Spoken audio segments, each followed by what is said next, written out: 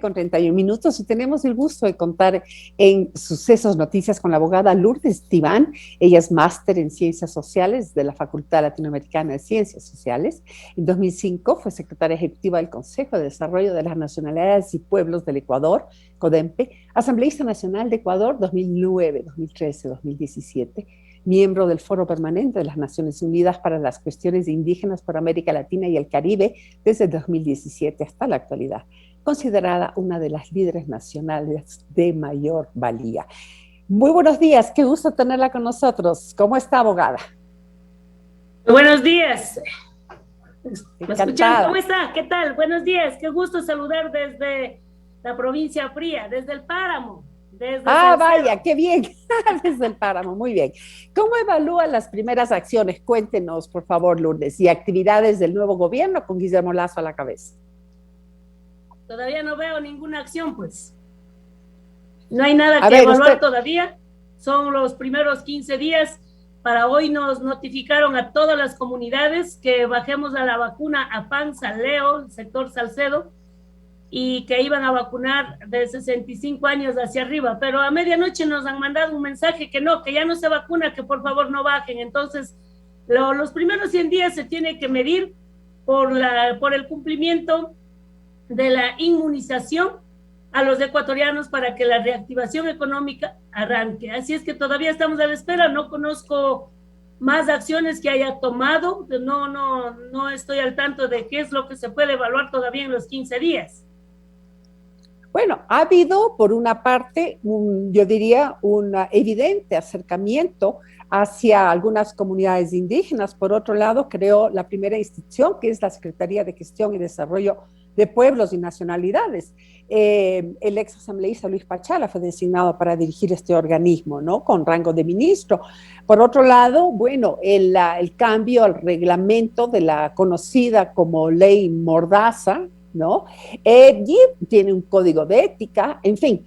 Pues estas serían algunas de las cosas que hay en el presidente en sus primeras actividades, pero también hay una actitud que es, lo que hace es un llamado al diálogo, a la conversación, a la apertura. Y ayer, por ejemplo, habla de una transición en los temas del ambiente y un acercamiento a la tierra. No sé, son temas como distintos de lo que hemos venido viviendo. Algunos son de gran simbología, tiene razón, no necesariamente son acciones concretas, pero no sé si usted evidencia un cambio, sobre todo aquello de tender puentes con diferentes segmentos sociales, entre ellos los movimientos indígenas. A ver, todo intento de tender puentes es positivo, todo intento de diálogo es un instrumento fabuloso dentro de la democracia para consolidar la gobernabilidad, y en ese sentido me parece súper interesante, pero de ahí hay que ver, pasar a lo real, pasar a los hechos que prácticamente los ecuatorianos esperamos. Por ejemplo, el tema de la entrega del bastón de mando. Totalmente desconocimos, no sabemos quién organizó, no sabemos quién lo hizo. De pronto son personajes allegados también al partido político, del cual están en plena capacidad, en plena libertad de hacerlo. Pero la CONAIE, la FEINA, la FENOCIN, o sea, las organizaciones grandes no están en este tema, porque ya nos pasó con Correa, cuando entregaron el bastón de mando en el 2007 en Zumbagua. Ahí nos queda una gran experiencia de que el movimiento indígena no volverá a entregar bastón a nadie, porque el bastón es algo simbólico, algo sagrado para los pueblos indígenas, sinónimo de autoridad, de respeto y sobre todo de mandar obedeciendo. ¿A quién va a mandar obedeciendo? Al pueblo ecuatoriano que le dio el voto. Eso significa el bastón. Ahora, el tema del decreto, hasta ahora la CONAI no conoce. Todo instrumento legislativo, administrativo, que tenga que ver con el derecho de los pueblos indígenas, así dice la Constitución y así dice la Declaración de las Naciones Unidas y otros instrumentos internacionales, que tiene que ser consultado con los pueblos indígenas. La iniciativa es buena, buenísima, pero no es para complacer con un puesto a un indígena del gobierno, sino La política de pueblos indígenas tiene que ser una relación pueblos-Estado. Y en esto viene directamente la participación de los pueblos indígenas. Yo no sé si al menos del borrador del decreto o del contenido de los objetivos de esta nueva secretaría fue difundido hacia las organizaciones más principales del país o directamente a los pueblos y nacionalidades indígenas. Yo personalmente me enteré por la prensa cuando ya estaba promulgado este decreto. Entonces, todo lo que haga el gobierno, si no es, como él mismo decía en campaña, consultado y con la participación de los pueblos, hay que ver qué legitimidad va a ir teniendo, de manera que ya pasará días. Por ejemplo, para nosotros lo más importante, más allá de la Secretaría en este momento y por lo que va a haber una marcha el día viernes aquí en Latacunga para entregar la propuesta al gobierno, por ejemplo, compartir el pensamiento sobre el medio ambiente, topar tierra, respeto a la tierra, a la Pachamama. Nosotros hemos dicho que al menos en Cotopaxi hace 3 semanas hicimos una reunión, 3 grandes proyectos de riego. Esos proyectos que vienen de 30 a 40 años. Eso, cuando se haga efectivo, entonces la tierra tendrá sentido porque no tenemos riego. El tema de la subida del combustible, por ejemplo, ¿qué va a pasar con el congelamiento del combustible? Okay, son casos vamos por partes. Para topar tierra en Salcedo, ¿qué pasa con el precio de la leche? En el otro gobierno se fijó un acuerdo ministerial por 42 centavos en ordeño y resulta que nos siguen pagando 30 centavos. Lourdes, vamos por partes porque usted ha abarcado absolutamente toda mi parte de la entrevista. Usted ya ha dado las respuestas, gracias por aquello, pero también me abre nuevas inquietudes. Vamos por el principio. Usted comenzó hablando del bastón de mando. A mí me llamó la atención de que haya más de un evento de entrega del bastón de mando. Si no me equivoco, ya hay 2. Entonces, esto le quita legitimidad al tema de, o sea, yo igual que usted hubiera pensado que esto tiene un significado extraordinario viniendo de los movimientos indígenas y que realmente es algo muy honroso. Usted dice que ya decidieron con anterioridad que no se le iba a entregar a nadie. Entonces, ¿qué está pasando? ¿Cuál es el corazón de los movimientos indígenas? Quiero decirle, ¿es la CONAIE? ¿Hay otros movimientos, no sé, otras facciones que están actuando por sí mismas? Hay esto de los movimientos indígenas evangélicos, qué sé yo, ¿están actuando por su lado? ¿No están como un solo, con una sola unión todos frente al país y al gobierno? Es que los actos públicos son libres de realizarlo. Este evento estaba protagonizado, si mal no recuerdo, por el prefecto de Tungurahua. Una autoridad puede hacerlo, pero no precisamente las organizaciones indígenas, porque ya nos quedó una buena lección después del correísmo, pues no. Y ahora todo el mundo entrega eso. O sea, yo había dicho en un programa de televisión nacional, cuidado con que se ha terminado prostituyendo un simbolismo indígena propio de los pueblos indígenas. Exacto, se vuelve un tema folclórico más que un tema de gran profundidad y simbolismo de los movimientos. Así es. Y ahora todo el mundo, ahora dice que el gobernador va a ir a Zumbao a recibir el bastón de mando, que va el otro a recibir el bastón de mando, que va ya no sé cuántos bastones hay. Pues ahora si hubiera 1 millón o 1 millón le entregáramos a todos los funcionarios públicos, que al menos los que reciben el bastón de mando signifique honradez, signifique transparencia, honestidad, no corrupción. Si eso al menos les lleva desde la lógica del bastón, ojalá los sepan llevarlo con dignidad, pues, ¿no?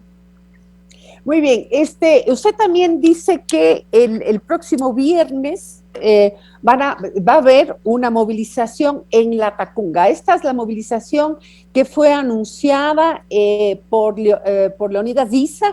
Esta es aquella movilización a la cual todo el mundo le teme tanto y quizás estas actuaciones del gobierno se deben justamente a tratar de neutralizar lo que pueda ocurrir el día viernes. Es que no tienen de qué preocuparse. Yo les aseguro que no tienen de qué preocuparse. Estoy en el movimiento indígena del Cotopaxi, hemos conversado. Es una marcha pacífica de las 10 de la mañana, de pronto hasta las 12 o 1 de la tarde, no va a durar más. Es una marcha pacífica de entrega de propuestas. Seguramente recibirá un delegado del gobierno, vendrá alguien de Quito, o será el gobernador, no conozco, o vendrá el propio presidente, no conozco, pero lo que se ha dicho es temas concretos. Es que no es, además no es de este gobierno. En el anterior gobierno, con la ministra de Magab, se fijó la leche en 42 centavos en el ordeño, y los lecheros siguen pagando 30. Entonces, lo que tiene que hacer el presidente de la República hoy o mañana, incluso antes del viernes, hacer que se cumpla a nivel nacional que la leche en ordeño cuesta 42 centavos de dólares. Eso es uno. Dos, el tema de la subida del combustible. No nos olvidemos que octubre se dio por los combustibles y sigue subiendo. ¿Cuál va a ser la lógica del gobierno para parar esto? ¿O qué salidas tiene el sector económico del nuevo gobierno para que esto no siga afectando al bolsillo de los ecuatorianos?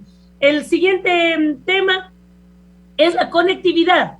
¿Cómo hacer que nuestros niños, que nuestros hijos se sigan preparando desde la casa? Todavía no hay voluntad para mandar a las escuelas. Ningún padre de familia va a querer mandar a los hijos a la escuela, pero necesitamos la conectividad en pueblos y nacionalidades, en territorios indígenas. Entonces, Telecomunicaciones deberá poner recursos inmediatos y definir. En Salcedo Centro no tenemos conectividad, peor en las comunidades indígenas. Ahora, de los páramos, como nos llaman. Yo sí creo que son temas muy concretos que deben resolver los ministerios. Totalmente. El precio de la leche, el alza de combustibles y la conectividad para los niños son temas que han sido tocados por el gobierno. Ahora, incluso la ministra de Educación ha dicho que efectivamente esto se va a dar un cumplimiento del 100%, tengo entendido, tanto en la entrega de herramientas tecnológicas como del Internet para todo el mundo. Ahora, llama la atención esta práctica que solía haber de dar al nuevo gobierno 100 días de tregua, ¿no? En este caso realmente no se ha dado, y principalmente por las exigencias y en algunos casos amenazas de los movimientos indígenas, ¿no? Por un lado, bueno, esta amenaza de manifestaciones de Leonidas Issa, que usted dice que no va a ser una manifestación, sino que va a ser una entrega de propuestas. Y también, de alguna manera, Salvador Quispe hace advertencias desde su Twitter sobre temas que el gobierno aún no ha definido. Hay un llamado de Lazo al diálogo. ¿Por qué no escoger esa vía y sentarse cara a cara con él? A ver, yo también soy de la idea de que las propuestas tienen que ser canalizadas a través de la Presidencia de la República, porque si no, ¿cómo lo van a canalizar?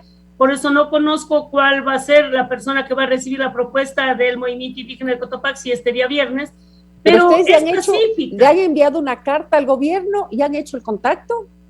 No conozco, para eso está la presidencia del MIG. Los dirigentes tienen que hacer, nosotros somos bases. Yo estoy presidenta de la UNOCAN, que es una organización filial de la CONAIE, filial del MIG. Lo que tenemos que hacer es asistir. Hemos discutido los temas del día viernes en asamblea durante todo el día. Incluso hemos debatido esta inquietud que hay del vandalismo, esta inquietud que hay del miedo a una movilización. No tienen por qué tener miedo. No hay dos antecedentes, ¿no? En donde estuvo involucrado Leonidas Issa, no solamente en octubre del 2019, sino posteriormente, que vino a Quito y no sé, hubo alguna manifestación contra alguna de las esculturas icónicas aquí en la ciudad. Pero entonces existe un antecedente. No es que de loca la gente también tiene miedo, sino que hay una fuerza de movilización que tienen los indígenas que realmente no tiene nadie más en el país. Sí, pero el día viernes no es una movilización, es una entrega de propuestas. Así lo vamos a hacer, así espero que se dé, porque de eso hemos hablado el día viernes y ahí hemos estado todos nosotros. No tiene por qué haber, vea, cuando no hay infiltración de intereses extraños, una movilización no tiene por qué volverse violenta, no tiene por qué volverse, como nos han llamado, vandálicos. No, yo siempre estaré defendiendo la lucha, la resistencia de los pueblos indígenas, siempre y cuando sean pacíficos. Yo voy a ir pacíficamente. vamos a llegar, ya el presidente del MIG dirá en dónde se va a entregar la propuesta, saldrá el gobernador o saldrá un subsecretario, pero, ahí viene un mensaje más bien al gobierno, ¿no? ¿Por qué esperar que haya movilizaciones para comenzar a tratar temas que el pueblo ya no soporta? El tema de la leche, venimos 10 años, y de entrada la ministra de Magab tenía que haber dado una rueda de prensa. ¿Qué va a hacer con este sector que mantiene las pequeñas economías de la sierra en general y de todo el país, me parece, donde hay gente que vende sus 10 litros de leche, sus 5 litros de leche para poder vivir el día a día? Y cuando hay un precio fijo de 42 centavos por litro en ordeño, el lechero viene y dice, como el Estado no me obliga, te pago 30, 32, 36 y te van. Entonces, ya no es justo que los ministros, sabiendo cuáles son las demandas, esperen que se dé la marcha para poder responder. No, debería ser antes de cualquier movilización, de cualquier marcha, cuando la necesidad está latente. Bien, cuéntenos, ya para cerrar, desgraciadamente se nos fue el tiempo, pero ¿cómo va el proceso de la CONAIE para elegir a sus autoridades? Está fijada la fecha, va a ser el 24, me parece que es 24-25 en Salasaca, en la parroquia en el pueblo Salasaca, en la provincia de Tungurahua. Todavía se mantienen 3 candidatos, que es el compañero Leonidas, el compañero Marco Guatemala y la compañera María Andrade. Ojalá aparezcan 7 candidatos más, es que son 10 los que conforman el Consejo de Gobierno, y de esos 10, yo siempre estoy pensando que tiene que ser no para ahondar en los problemas que la CONAIE enfrenta, sino que el Congreso tiene que dar una salida de unidad, una salida incluso de mirarnos a la cara a todos los que somos de la CONAIE, porque hay un malestar terrible al interior, los que son seguidores de Vargas, los que son seguidores de Isa, los que son tibanistas, ahora se ha dividido los que son yaquistas, y no es así, pues el movimiento indígena es único. El movimiento indígena tiene que trazar un horizonte con toda la diversidad de pensamiento que tenemos a nivel interno del movimiento indígena, porque eso es lo rico de la CONAIE, que no tenemos por qué pensar igual todos, pero todos apuntamos a que los pueblos y nacionalidades en política pública, en derechos, en obligaciones, en todo, tengamos un solo objetivo. Llama la atención que ya nadie menciona a Yacu Pérez. Yacu Pérez fue de Pachacuti y es como que no ha pasado nada, no sabemos si gente se fue con él o no. ¿No significa eso también una grave fractura para el movimiento que se haya ido? No, para Muchos nada. dirán que la posición hoy alcanzada por Pachacuti, que en elecciones y en la asamblea se deben exclusivamente a él. Sí, pero vea, es que el movimiento indígena es diferente. Es como decir, ¿y qué pasó con Arauz? ¿Alguien sabe dónde está Arauz? Nadie sabe dónde está Andrés. Por ahí estás mintiendo otra vez, pero aquí los asambleístas de ellos van a continuar, con o sin él. Lo mismo pasa con nosotros. Las personas son las que se van de un proceso, pero la estructura organizativa... Pero a ver, hay una diferencia, perdón que la les diga. La asamblea va a continuar. A ver, Arauz para todo el mundo fue un títere de Correa, que es muy distinto, porque la figura predominante, que es Correa, sigue presente. Usted tiene el caso de Hervas, por ejemplo, de la izquierda democrática, que de alguna manera sigue estando ahí y demuestra un cierto liderazgo. Sin embargo, Yacu Pérez, que podría estar teniendo también su liderazgo al interior del movimiento y sobre todo de Pachacuti, decide irse. O sea, se va. ¿Por qué? ¿Por qué no continúa ahí? ¿Por qué no refuerza más bien a Pachacuti, habiendo alcanzado pues, una elección digamos, una votación muy importante? Capaz que se fue de luna de miel, no le vemos. Es una bandida siempre. No, pues yo creo que el Pachacuti va a seguir. Si Lourdes Tibán se va, no pasa nada. El Pachacuti sigue. O sea, lo que pasa es que nosotros estamos pensando en caudillos y no, en el movimiento indígena no hay caudillos. Cualquiera que se vaya al movimiento indígena va a seguir, el Pachacuti va a seguir.